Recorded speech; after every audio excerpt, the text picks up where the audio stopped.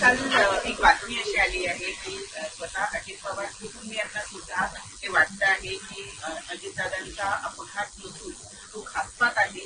काही लोकांना दादा अडचणीचे वाटायला लागले होते असं त्यांचं सुद्धा म्हणणं. मग त्यांनी या विषयासाठी जरा जास्त ताकद लावणं फार महत्वाचं आहे. ते सत्तेत आहेत, आम्ही विरोधात आहोत. आम्ही आमच्या परीने त्या ठिकाणी लढतोय. अख्खा महाराष्ट्र मीडियापासून ते सामान्य कार्यकर्त्यांपर्यंत ज्यांचं राजकारणाशी काही घेणं देणं नाही असे सुद्धा अनेक नागरिक हे दादांच्या बाजूने आवाज उठवत आहेत की दादांना न्याय मिळाला पाहिजे. मग याच्यात त्या पार्टीचे जे प्रमुख आहेत आणि ते परिवारातले एक आहेत त्यांनी अजून जास्त ताकद लावली तर मला असं वाटतं की नक्कीच आपल्याला अजितदादांना न्याय देता येईल. पण साधा FIR जर महाराष्ट्रात होत नसेल, घाटकोपरला जो काही 2019ला ऍक्सिडेंट झाला त्या ऍक्सिडेंटमध्ये म्हणजे विमानाचाच ऍक्सिडेंट झाला होता, तिथे किरीट सोमय्या गेल्यानंतर FIR घेतला गेला. त्या FIR मध्ये आणि या FIR मध्ये काहीच फरक नाही. पण अजितदादांचा FIR या महाराष्ट्रामध्ये इथं असणाऱ्या पोलीस प्रशासन जर तिथं घेत नसेल तर मग ह्याला काय आपण म्हणणार. मग जे सत्तेत आहेत त्यांच्यात ताकद असेल तर थोडी ताकद लावून FIR तर होऊ द्या आणि दिल्लीत जाऊन काही लोकांची मोठ्या नेत्यांशी जाऊन जर पाठपुरावा केला तर नक्कीच त्याचा फायदा होईल. पण बघा, काल VSR कंपनीचा मालक म्हणजे VK सिंग हा CIDला भेटण्यासाठी आला होता. पोलिसांना भेटण्यासाठी आलेल्या माणसाबरोबर तुम्ही आसपास जर बघितलं तर बंदूकधारी सिक्युरिटी सुद्धा होती. 11-11:30 वाजता VK सिंग CID कार्यालयामध्ये आले असं आम्हाला कळलं. फार नाश्त्यापासून जेवणापर्यंत आणि कदाचित आम्हाला असंही कळलं की संध्याकाळी अर्धा एक तास त्यांना टीव्हीवर क्रिकेटची मॅच सुद्धा तिथं दाखवली. त्याच्याच बरोबर येतानाचं फुटेज आपल्याकडे आहे, पण जाताना ते कुठल्या गाडीत गेले हे लोकांना कळलं नाही. मीडियाशी आणि तिथं असणाऱ्या कार्यकर्त्यांशी बोलल्यानंतर एवढंच कळलं की काळा बाजार करणारा हा जो VK सिंग आहे त्याला पोलिसांच्याच काळ्या गाडीमध्ये, काळ्या काचेच्या गाडीमध्ये बाहेर काढण्यात आलं. म्हणजे एवढी VIP ट्रीटमेंट तुम्ही एका क्रिमिनल इन्व्हेस्टिगेशन मध्ये असणाऱ्या प्रमुख जो कोणी क्रिमिनल या अंगाने आपण त्या व्यक्तीकडे बघत आहात त्याला जर तुम्ही VIP ट्रीटमेंट देत असाल तर हे म्हणजे फारच दुःख करणारं आहे. आज संध्याकाळी 4 वाजता मी CIDला जाणार आहे. माझ्याकडे जी काही कागदपत्र नवीन आलेले आहेत मी त्यांना ती देईलच. पण त्याच्याच बरोबर त्यांनी आम्हाला सांगितलं होतं AIBचा रिपोर्ट हा आल्यानंतर आम्ही FIR करू. मग आज जाऊन आम्ही त्यांना विचारणार आहोत की तुम्ही FIR करणार आहात का. तसं बघितलं तर लिगली ते FIR केलं पाहिजे. पण बघूया, त्यामुळे सत्तेत असणारे, दादांबरोबर काम करणारे, दादांच्या फार जवळचे असणाऱ्या सर्व लोकांना मला एवढं सांगायचं, तुम्ही सत्तेत असताना सुद्धा इन्व्हेस्टिगेशन ज्या दिशेने जायला पाहिजे, ज्या ताकदीने इन्व्हेस्टिगेशन व्हायला पाहिजे, पारदर्शक पद्धतीने व्हायला पाहिजे, FIR त्या ठिकाणी घेतला गेला पाहिजे. दुर्दैवाने त्या गोष्टी होत नाहीत. याच्यावरनच समजून घ्या सत्तेत असून सुद्धा काही प्रमाणात तुम्हाला अजितदादांना न्याय देता येत नाही. त्यामुळे कृपा करून तुमचीही ताकद, तुमच्या सत्तेचा वापर करून कुठंतरी या इन्व्हेस्टिगेशनला दिशा देण्यासाठी प्रामाणिकपणे प्रयत्न करा. एवढीच विनंती त्या लोकांना मी त्या ठिकाणी करतो. आहे हे समजायला वेळ का लागला. संशय आहे ते समजायला वेळ का लागला. नाही, तो त्यांना विचारलं पाहिजे, त्यांना त्या ठिकाणी उशीर का लागला. आता ठीक आहे, आम्ही आमच्या लेवलवर तिथं लढतोय. आमचं फक्त एवढंच, जेवढा उशीर केला जाईल तेवढे कागदपत्र हे रंगवले जातील हे आम्ही सुरुवातीपासून तिथं सांगतोय. म्हणूनच तुम्ही जर बघितलं तर महिना, आता 1.5 महिना होईल काही दिवसानंतर, तरी सुद्धा त्या VK सिंगला नाही तर त्याच्याकडे असणारे कागदपत्र अजून सुद्धा ताब्यात घेतले नाहीत. आणि मग त्या अनुषंगाने कुठेतरी हे इन्व्हेस्टिगेशन मॅनेज केलं जातंय, काही लोकांना वाचवलं जातंय असं आपल्याला म्हणावं लागेल. सुरुवातीपासून आम्ही म्हणतोय की ह्याच्या मागे काहीतरी कॉन्स्पिरसी आहे, पण कॉन्स्पिरसी आहे असं बोलून सुद्धा, बरेच पुरावे देऊन सुद्धा इन्व्हेस्टिगेशन काही योग्य दिशेने गेलं नाही. CBIकडे प्रस्ताव पाठवलाय असं म्हणतात. सुशांत सिंगच्या बाबतीत तिथे बिहारच्या मुख्यमंत्र्यांनी प्रस्ताव पाठवल्यानंतर 2 दिवसामध्ये प्रस्ताव हा CBIने स्वीकारला आणि महाराष्ट्रातला मराठी नेता दुर्दैवी मृत्यू त्या ठिकाणी ऍक्सिडेंटमध्ये होऊन सुद्धा CBIकडे हा प्रस्ताव पाठवून सुद्धा 22 दिवस झाले तरी प्रस्ताव तिथे स्वीकारला जात नाही. हे का, हे प्रश्न लोकांना पडलेत. पण सत्तेत असणाऱ्या लोकांना सुद्धा हे पडले असावेत मला असं वाटतं. त्यामुळे कसा ज्या पद्धतीने पाठपुरावा करता येईल तो करावा, तो कृपा करून न्याय द्यावा एवढीच विनंती तिथं करतो. काल पोलिसांच्याच गाडीमधून नेण्यात आलं अशी माहिती कळली आहे. त्यामुळे राजकीय दबाव आहे का सीआयडीवर सुद्धा असं तुम्हाला वाटतं? मी सुरुवातीपासून सांगतो व्हीके सिंगला वाचवलं जातंय. आता याच्यामध्ये 2023ला एकनाथ शिंदे साहेबांचं विमान जे महाराष्ट्रातून म्हणजे मुंबईतून ते उडालं, बहारेनला गेलं, बहारेनवरनं मी इराण आणि इराकच्या काय गोष्टी सांगितल्या, तिथेही व्हीके सिंगचंच विमान होतं आणि ते एक फार मोठा गोंधळ त्या ठिकाणी तिथं झाला होता. त्याच्यामध्ये एकनाथ शिंदे साहेब ज्या विमानात होते ते विमान इराणच्या गव्हर्नमेंटकडनं नाही तर त्या डिफेन्सकडनं हे पाडण्यात सुद्धा येऊ शकलं असतं. मग आता मराठी नाही तर महाराष्ट्राचा एखाद्या व्हीआयपीला तशी परिस्थिती नाही तर त्या सिच्युएशन मध्ये टाकलं जात असेल तरी व्हीके सिंगला वाचवलं जातं. आणि इथं दादांचा ऍक्सिडेंट त्याच्याच विमानात झाल्यानंतर बरेच पुरावे हे व्हीके सिंग नाही तर त्याच्या मागे असणारी जी काही कॉन्स्पिरसी हे देऊन सुद्धा व्हीके सिंगला जर वाचवलं जात असेल तर व्हीके सिंगच्या पाठीमागे खूप मोठा हात आहे. हे सुरुवातीपासून आम्ही सांगत आहोत. अनेक मोठ्या नेत्यांची नाहीतर त्यांच्या जवळच्या व्यक्तींची विमानं व्हीके सिंग स्वतःच्या कंपनीच्या माध्यमातून उडवतो. बऱ्याच लोकांचा पैसा व्हीके सिंगच्या कंपनीमध्ये असला असल्यामुळे त्याचे पुरावे आम्ही दिले असल्यामुळे व्हीके सिंगला वाचवलं जातं. पण या चिरकुट माणसाला वाचवण्याच्या नादामध्ये अजितदादांचा जो काही घातपात नाही तर घात झाला नाही तर ऍक्सिडेंट झाला, अजितदादांना मात्र त्या ठिकाणी न्याय देता येत नाही. ही फार दुर्दैवी गोष्ट आहे. विमानं जी आहे ती ग्राउंड केली गेली पाहिजे अशी सुद्धा मागणी अजित पवार कुटुंबियांच्या वतीनं करण्यात आल्याचं नाही केवळ 4 विमानं जी ग्राउंड करण्यात आलेली आहे तेवढ्यावर भागणार नाही. इतर विमानांचा वापर अजूनही महाराष्ट्रातले व्हीआयपी करतायत असं दिसतोय. मी तीच भूमिका मांडतोय, जयली सुद्धा तीच भूमिका मांडली. त्याचं कारण असं आहे की दादांच्या बाबतीत जे घडलं ते दुसऱ्या नेत्यांच्या बाबतीत घडू नये. त्याच्याबरोबर दुर्दैवी गोष्ट एवढीच की आम्ही व्हीएसआरच्या विरोधात लढतोय आणि तिथं सुनित्रा काकींचं जे काही ऑफिस आहे, जे कार्यालय, जे अधिकारी आहेत त्यांना एवढं कळत नाही की नाशिकला जाताना ज्या विमानातून त्या चालल्या होत्या ते सुद्धा व्हीएसआरचंच होतं. त्यामुळे या बाबतीत कुठेतरी काळजी घेणं फार महत्वाचं आहे. जर लेअर जेटच्या बाबतीत नाही तर जे काही ऍक्सिडेंट झालेलं अजितदादांचं विमान असेल, 23ला झालेलं ऍक्सिडेंट असेल आणि याच्या आधी काही गोष्टी तिथं घडल्या होत्या, ह्याच्यामध्ये जर व्हीएसआर हे इन्व्हॉल्ड असेल तर मग एका विमानाच्या बाबतीत जर काम चुकारपणा ते करत असतील तर मग दुसऱ्या विमानाच्या बाबतीत सुद्धा काम चुकारपणा करू शकतील. नाही तर मग असं कोणातरी सांगायचा प्रयत्न आहे का की अजितदादांच्याच विमानामध्ये काम चुकारपणा केला, तो माहिती होता, मग त्याच्या मागे काहीतरी एक कॉन्स्पिरसी होती, त्याच्या मागे घात करण्याचं कुठेतरी प्लॅनिंग झालं होतं म्हणून दादांच्या बाबतीतच ते विमान वापरलं गेलं. दुर्दैवाने दादांच्या बाबतीत तो ऍक्सिडेंट झाला. ही गोष्ट काही लोकांना माहिती असल्यामुळे त्यांच्या मनामध्ये असेल की नाही दादांच्या विमानामध्ये मुद्दामूनच ते आपण क्रॅश केलं, बाकीचे विमानं हे क्रॅश होणार नाहीत व्हीएसआरची म्हणून हे बाकीचे नेते व्हीएसआरचं विमान वापरतात का? मग कुठेतरी आतली एखादी गोष्ट या नेत्यांना लोकांना माहित आहे का असा प्रश्न साहजिकच त्या ठिकाणी निर्माण होतो. त्यामुळे जर दादांच्या विमानाच्या बाबतीत जर ऍक्सिडेंट झाला असेल आणि त्यात काही नॉन कम्प्लायन्सेस असेल हे डीजीसीआरच म्हणतंय तर मग त्या बाबतीत बाकी विमानामध्ये सुद्धा नॉन कम्प्लायन्स असू शकतो आणि ऍक्सिडेंट होऊ शकतो. त्या बाबतीत काळजी घ्यावी. डीजीसीएच्या रिपोर्टामध्ये त्रुटी आहेत असं अजित पवारांच्या आमदारांचं म्हणणं आहे आणि मुख्यमंत्र्यांकडे त्यांनी त्या संदर्भामध्ये मागणी करणार उशीर आलेला शहाणपणा आहे की आता कुठेतरी त्यांना सुद्धा वाटतंय की काही गोष्टी चुकीच्या घडल्या, तुमच्याशी काही बोललं झालंय? नाही, त्या बाबतीत माझं कुठेही काय बोललं नाही. ठीक आहे, उशिरा काही प्रमाणात त्यांच्याकडनं पुढाकार घ्यायला सुरुवात झाली असली तरी ते पुढाकार घेत आहेत ही चांगली गोष्ट आहे.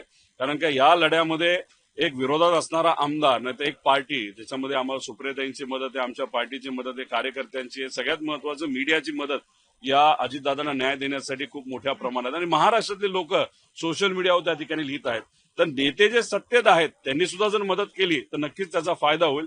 उशिरा का काय तो त्यांचा विषय, पण आता तरी मदत करून एफआयआर होणं, एफआयआर का व्हावं कारण का त्या दिशेने आपल्याला ते इन्व्हेस्टिगेशन तिथं नेता येईल, काही डॉक्युमेंट्स आपल्याला मिळतील आणि त्या डॉक्युमेंटचा अभ्यास करून नक्कीच काय खरं घडलं हे आपल्याला तिथं कळू शकतं. रोहित पवारजी खरं तर अजित पवारांचा हा विमान अपघात जरी असला तरी काही लोकांकडनं असं संशय व्यक्त केला जातोय की हा सुनियोजित मर्डर आहे. त्या सगळ्या संदर्भात सातत्यानं वाच्यता पण होते. स्वतः पवार कुटुंबीय अर्थातच सुनेत्रा पवार, पार्थ पवार यांच्याकडनं देखील या विमान अपघाताच्या संदर्भात शंका उपस्थित केलेली आहे. मी हेच म्हणतोय, आता बघा की अजितदादा कुठल्या कंपनीच्या विमानात गेले, VSR. आता VSR कंपनीच्या विमानात दादा गेल्यानंतर तरी सुद्धा दुसरे VSR ची विमानं बाकीचे नेते आणि मोठे मोठे व्यावसायिक त्या ठिकाणी वापरत असतील तर मग कुठेतरी आपल्याला हेच म्हणावं लागेल की कदाचित काही लोकांना माहिती असावं की दादांचं जे विमान होतं त्याच्यामध्ये मुद्दामूनच काहीतरी घोळ केला होता आणि त्याचा तिथं ऍक्सिडेंट झाला आणि बाकीची विमानामध्ये घोळ नाही ते आपण वापरू शकतो. मग काही लोकांना हे माहिती आहे का की दादांचं विमान हे खराब होतं, मुद्दामून त्यांना दिलं आणि मुद्दामून त्या ठिकाणी त्याचा ऍक्सिडेंट केला. मग आम्ही त्याच अँगलनी बोलतोय की टेक्निकल इन्व्हेस्टिगेशन AAIB करते, पण ते सुद्धा त्यांच्या अधिकाऱ्यांना वाचवण्याचा प्रयत्न करते आणि VSRला. त्यामुळे याच्यामध्ये रूल 12च्या अंतर्गत जे इन्व्हेस्टिगेशन झालं त्यात आपल्याला क्रिमिनल पण करता येतं, त्याच्यामध्ये आपलं टेक्निकल सुद्धा करता येतं आणि त्याच्यावर एक वचक ठेवण्यासाठी आपल्याला एक कमिटी सुद्धा निर्माण करता येईल. उद्या, परवा, तेरवा 3-4 दिवस मी सुद्धा दिल्लीला जाऊन काही नेत्यांना त्या ठिकाणी भेटणार आहे. एकनाथ शिंदे साहेब आता येत आहेत. महाराष्ट्रातल्या प्रमुख पार्टीच्या प्रमुख पैकी एकनाथ शिंदे साहेबांची भेट आमची राहिली होती. आज त्यांना भेटून उद्यापासून दिल्लीमध्ये सुद्धा पार्लमेंटमध्ये हा मुद्दा कसा घेता येईल या बाबतीत मी प्रयत्न करणार. हे आमचे प्रामाणिक प्रयत्न आहेत. यश येईल नाही येईल माहित नाही, पण शेवटी प्रयत्न तरी करतोय याचं समाधान आम्हा सगळ्यांना त्या ठिकाणी आहे. गेल्यानंतर पंतप्रधान नरेंद्र मोदींची सुद्धा फार पवार भेट घेणार आहे. सुद्धा प्रयत्न केला होता अमित शहा आणि नरेंद्र मोदी. तुम्ही जाणार आहात का जर असं भेट होत असेल त्यांच्यासोबत? विषय एवढा आहे की ते सत्तेत आहेत. खासदार न होता सुद्धा ते आधी भेटू शकले असतील, नाही तर भेटले सुद्धा होते. त्यावेळेस कुठेतरी ताकदीने पाठपुरावा करणं हे महत्वाचं होतं. कदाचित त्या बैठकीमध्ये चर्चा सुद्धा झाली असावी असं आपल्याला म्हणावं लागेल. त्यामुळे खासदार होण्यासाठीच थांबणं हे योग्य नाही. पहिलं मिशन हे असावं की दादांना आपल्याला न्याय मिळावा आणि त्यानंतर पूर्ण राजकारण. त्यामुळे या अधिवेशनामध्ये सुद्धा अनेक मुद्दे हे खरं तर मला सुद्धा मांडायचे, पण विषय एवढाच आहे की जर आता अजितदादांना आणि त्या ऍक्सिडेंटमध्ये खरं काय घडलं हे बाहेर येण्यासाठी मी तिथं प्रयत्न करतो. त्यामुळे याच मुद्द्यावर गेले काही महिने आणि पुढचे काही महिने त्याच्यावर त्या ठिकाणी लढून काय खरं घडलं हे लोकांसमोर कसं येईल यासाठी आम्ही प्रयत्न करतो.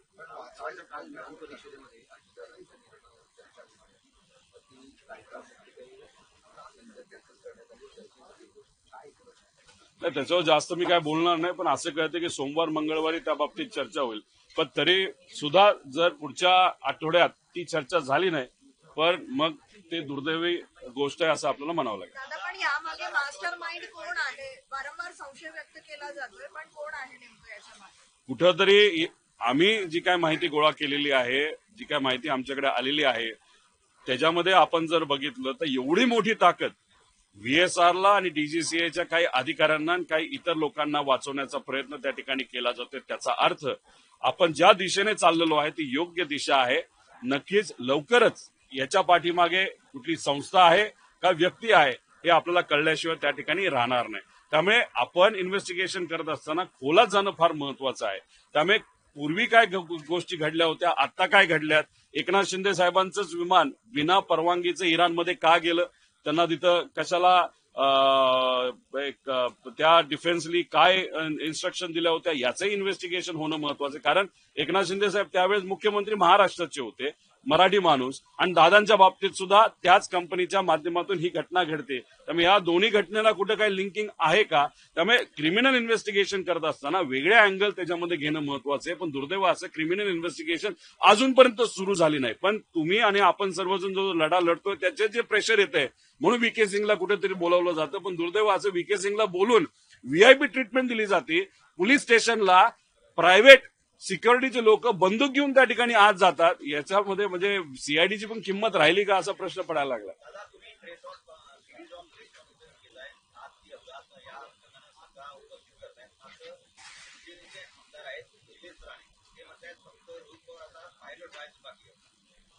नाही, आता पायलट व्हायचं बाकी ठीक आहे, मला पायलट बनायचंच होतं. उद्या जाऊन कधीतरी पायलट बनेल, त्यामुळे नका काळजी करू म्हणावं. आणि त्यांनाही सांगतो की VSR मधून ट्रॅव्हल करू नका. मी जेव्हा पायलट होईल, मी जेव्हा विमान उडवेल तेव्हा विश्वासाने माझ्या विमानात बसा. आम्ही काही घातपात करणारी माणसं त्या ठिकाणी नाहीत. पण त्यांना एक सांगायचं आहे की घातपात करणाऱ्या लोकांपासून त्यांनी तरी त्या ठिकाणी सांभाळून राहावं एवढं त्या ठिकाणी सांगतो. कल VK सिंह की इंक्वायरी हुई CID द्वारा और आप दोहरा रहे हो कि उनको किसी तरह की VIP ट्रीटमेंट दी गई, क्या उन्हें स्पेशल ट्रीटमेंट दी गई? देखो, VK सिंह सुबह 11 साढ़े 11 बजे CID के जो मुख्यालय पुणे में है वहां पे वो आए थे. उसके बाद हमको जो पता चला कि इंक्वायरी या उनके साथ बातचीत बहुत कम टाइम तक हुई, लेकिन उनको वहां पे 8 घंटा रखा गया। उस 8 घंटे में उनको चाय दी, कॉफी दी, बिस्किट दी, खाना दी। शाम को तो इंडिया वर्सेस इंग्लैंड की मैच भी दिखाई। अभी वो आते वक्त खुद के प्राइवेट गाड़ी में आए, लेकिन सीआईडी के ऑफिस में आते वक्त प्राइवेट सिक्योरिटी वो लेके आए थे जिनके पास गन्स भी थे। अभी सीआईडी के पास आप आ रहे हो, इन्वेस्टिगेशन वहां पे चल रहा है, वहां पे आप सिक्योरिटी लेके अगर आ रहे हो और वो परमिशन वहां पे मीडिया को आने की परमिशन नहीं है सीआईडी में, लेकिन आर्म्ड जो प्राइवेट सिक्योरिटी उनको वहां पे परमिशन वहां पे दी। उसी के साथ आते वक्त वीके से हम सबको दिखे, जाते वक्त दिखे नहीं। उसका कारण है कि पुलिस की जो गाड़ी थी ब्लैक कलर की, उसके ग्लासेस थे, उसमें उनको बाहर निकाला गया, ऐसे वहां पे कहा जाता है। अभी मीडिया से वीके सिंह क्यों डरता है, मीडिया से क्यों नहीं बात करना चाहता? और 8 घंटा आप उसको बिठाने के बाद थोड़े बहुत चर्चा वहां पे हुई, उसके बाद उसको क्या मतलब वहां पे क्या चर्चा है वो भी देखने की वहां पे जरूरत है। मैं खुद आज 4 बजे सीआईडी का मुख्यालय पुणे में वहां पे जा रहा हूं। मेरे पास जो डॉक्यूमेंट्स आई है वो वहां पे हमको सबमिट करनी है, जो भी नए चीजें मेरे पास वो आई है। और मैं वहां पे सीआईडी को जाके पूछने वाला हूं कि आपने बोला था कि एआईबी का रिपोर्ट पहला आने दो, उसके बाद हम एफआईआर करेंगे। अभी रिपोर्ट आके 5 दिन हो गया। अभी हमारी अपेक्षा है कि आज हम वहां पे जाने के बाद एफआईआर वहां पे ली जाएगी। पॉलिटिकल प्रेशर किसके द्वारा डाला जा रहा है? मैंने अगर आप देखें तो बहुत सारे प्रेजेंटेशन के माध्यम से जो सत्ता में पार्टियां हैं, जैसे कि टीडीपी पार्टी है, उनका लिंकिंग आप सबके सामने हमने लाया था। बीजेपी के कुछ इंडस्ट्रियलिस्ट है, उनका लिंकिंग लाया था। कुछ एमएलए एमपी से है, बहुत पैसे वाले बीजेपी के एमएलए, उनका वहां पे लिंकिंग लाया था। उसी के साथ कोलकाता के जो खोखला कंपनियां है, जो जिसको खोखा कंपनी बोलते हैं, उसके माध्यम से 850 करोड़ कैसे लाए और वो 850 करोड़ से 80 करोड़ वीएसआर में कैसे गए, वो भी प्रूफ हमने वहां पे दिया। मतलब यहाँ पे बहुत बड़ा पैसा और बहुत बड़ी पावर ये वीएसआर कंपनी के पीछे है। और इसके पीछे ये जो लोग हैं वो शायद प्रेशर ला रहे कि अजीत दादा को वहां पे न्याय न दिया जाए या इन्वेस्टिगेशन प्रॉपर्ली नहीं किया जाए, वीएसआर को बचाया जाए, जिसके कारण ये जो नेता है वो बचेंगे। और दूसरी बात, जिनका पैसा इस कंपनी में वो भी बचेगा। मतलब पैसे को ज्यादा महत्व वहां पे दिया जा रहा है, क्रिमिनल एंगल से कोई भी इन्वेस्टिगेशन वहां पे नहीं हो रही। और उसी के साथ मैं आपको यही बता रहा हूं कि वीएसआर ये जो कंपनी इतनी खराब कंपनी है कि महाराष्ट्र का अगर उदाहरण दे, वो भी पॉलिटिकल उदाहरण दे, तो 2023 में एकनाथ शिंदे साहब जब ट्रैवल कर रहे थे टूवर्ड दावोस, तो बहरीन में उनका प्लेन रिफ्यूलिंग के लिए रुका था। उसके बाद ईरान में जब गया, तब ईरान के डिफेंस के लोगों ने उनको वहां पे इंस्ट्रक्शंस दिए थे, अगर आप 5 मिनट में वापस नहीं गए तो हमको शूट डाउन करना पड़ेगा प्लेन। मतलब वीएसआर तब भी था, एकनाथ शिंदे तब मुख्यमंत्री थे, महाराष्ट्र के बहुत बड़े नेता थे। और फिर आज दादा के साथ जो हुआ, वो भी बड़े नेता थे, उप मुख्यमंत्री थे। अभी वीएसआर दोनों में कॉमन है, वीके सिंह दोनों में कॉमन है। वीके सिंह का और बड़े बड़े नेता और बिजनेसमैन का रिलेशन हमने आप सबके सामने, लोगों के सामने वहां पे लाया। तो कुछ कोई ना कोई तो भी इस कॉन्स्पिरेसी के पीछे है। दादा के बारे में तो कॉन्स्पिरेसी है, हम तो बोल ही रहे, लेकिन एकनाथ शिंदे साहब के पीछे भी की कॉन्स्पिरेसी थी क्या, वो रिसर्च या इन्वेस्टिगेशन करने की बात है। दोन एक छोटे से प्रश्न आहे. अजितदादा गेले त्या दिवशी 75 फायली अल्पसंख्याक विभागानं त्यांना अल्पसंख्याक दर्जा दिलेला होता. तो एक विषय चौकशीचा विषय सुरू आहे. परंतु आता अशी माहिती मिळते की 20 शाळा ज्या आहेत त्यांचा अल्पसंख्याक दर्जा काढून घेण्यात आला. नाही, काढून घ्यायचा असेल तर सगळ्यांचाच घेतला पाहिजे. फक्त तुम्ही काहींचा घेता, काहींचा घेत नाही. मग त्याच्या मागे काय आहे हे सुद्धा आपल्याला बघावं लागेल. आणि सुनित्रा काकींनी जर सांगितलं असेल की नाही ह्यात इन्व्हेस्टिगेशन झालं पाहिजे, तर इन्व्हेस्टिगेशन होऊच तर मग ही फाईल तशीच ठेवणं महत्वाचं आहे. त्यात सिलेक्टिव्ह जर काही केलं असेल तर ते सुद्धा कुठेतरी बघण्याची जरूरत आहे. दुसरा एक मुद्दा की आज अर्थसंकल्प मांडला जाणार आहे. अजित पवार हे अजून बोलले होते. आजचा हा जो अर्थसंकल्प आहे बऱ्यापैकी जवळपास 80 ते 90% त्यांनी स्वतः तयार केलेला होता आणि आज मात्र मांडण्यासाठी ते नाही.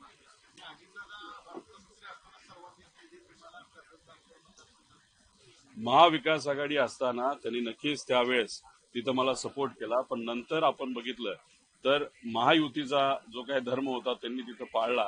त्यानंतर मला त्यांनी निधी दिला नाही. पण जेव्हा केव्हा आम्ही त्यांना भेटायचो, काही अडचण असेल तर ती अडचण सोडवण्यासाठी प्रामाणिक प्रयत्न त्या ठिकाणी करायचा.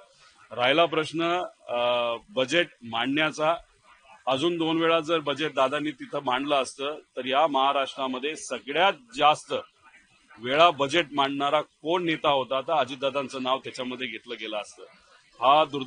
ही दुर्दैवी घटना जर घडली नसती तर नक्कीच दादा यावेळेस सुद्धा त्यांनी मांडलं असतं, पुढच्या वेळेस त्यांनी मांडलं असतं आणि या राज्यातलं एक जे एक मानाचं पद नाही तर मानाचं जी गोष्ट आहे की अर्थसंकल्प सगळ्यात जास्त मांडणारा एक नेता म्हणून त्यांचं नाव घेतलं जातं, हे आज होणार नाही याचं दुःख नक्कीच आहे.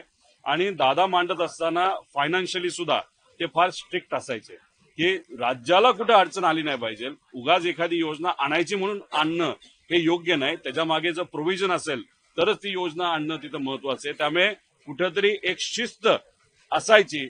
आता या बजेटमध्ये आज जे बजेट मांडलं जाणार आहे त्याच्यामध्ये शिस्त आहे का हे आपण बघूया.